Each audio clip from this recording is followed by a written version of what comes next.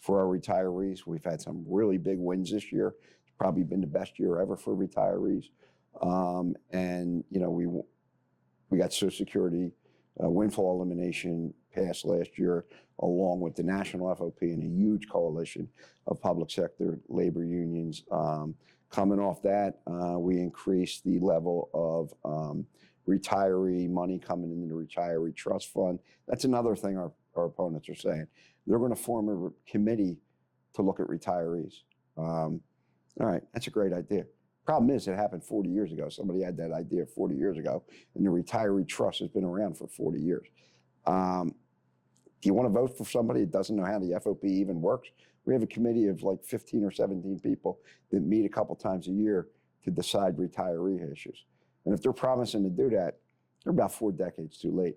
The other thing is, we have a COLA bill coming up in the Senate. They're saying we're not involved in that. We've been involved with that. We talk with the national FOP and the state FOP on a daily basis.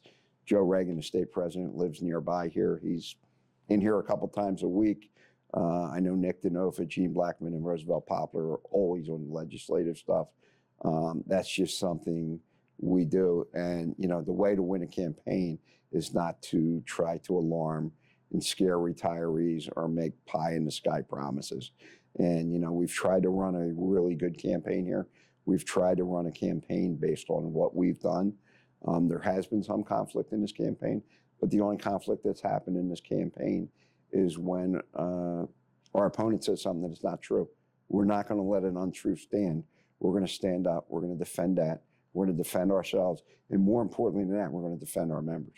So when they're saying that firefighters get COLAs and, outright lies like that, that doesn't do anybody any good. And it's just not the way to garner support.